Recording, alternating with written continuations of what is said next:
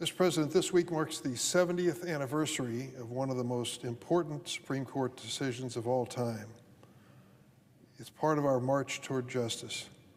On May 17, 1954, the Supreme Court announced its decision in Brown versus Board of Education, unanimously declaring the racist legal doctrine of separate but equal unconstitutional.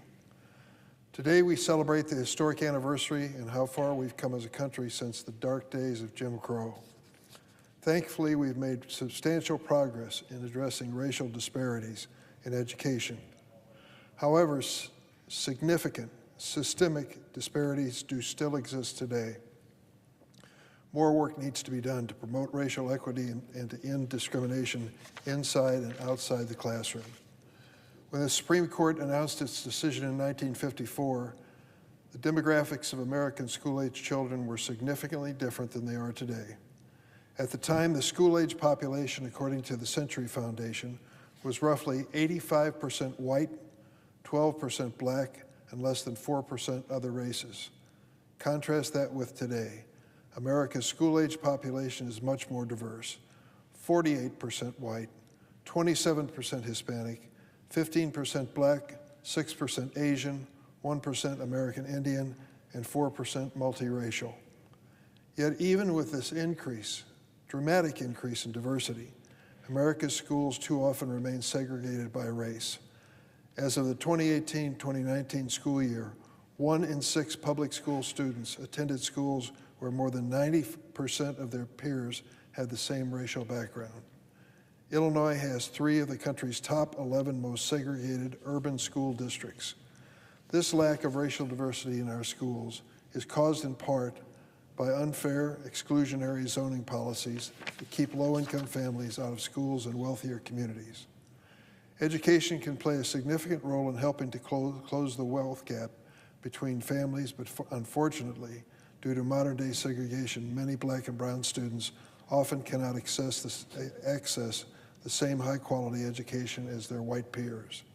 If you look at data from U.S. public schools going back to 1967, you'll see the segregation between black and white students has increased by 64% since 1988 in the 100 largest school districts. While school segregation is not at pre-Brown versus Board of Education levels, it is still high and has been rising steadily since the late 1980s. And because where you go to school depends on your zip code, students from poor neighborhoods and segregated cities are often trapped in underperforming schools. Dismantling segregation has become more difficult now than it would have been 70 or 80 years ago, but we cannot ignore the challenge. Unless we focus on desegregating America and its neighborhoods, Brown's promise of integrated education will remain an unattainable goal. The Brown decision was supposed to be the first step in a long march toward America's equality. It helped set the stage for challenges to other Jim Crow policies, such as barriers to fair housing, equal employment, voting rights, and public accommodations. Unfortunately, today, the forces of intolerance are working to turn back the clock. Just last year, the Supreme Court struck down decades of precedent by ruling that affirmative action policies at 2 universities were unconstitutional. The attack on affirmative action threatens not just opportunities in education, but also equal access to employment and contracts for minorities. The decision rewinds the clock and recreates barriers to entry for young minority students looking to pursue a degree in higher education and advance beyond college. Quality education should be a right in our country, not a privilege. As a country, we still struggle to fulfill that promise. Public schools and many other elements of society remain separate and unequal, diminishing opportunities for millions.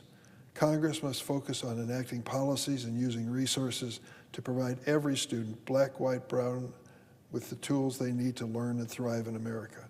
We must advocate for all students of every race and every place to have these resources to learn without limits.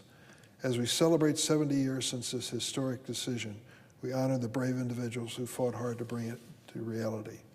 Those of us here today must honor their determination and sacrifice by continuing their mission for fairness.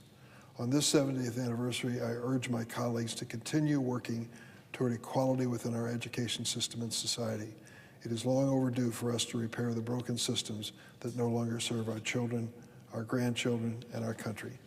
Mr. President, I yield the floor and suggest the evidence of a quorum. The clerk will call the roll.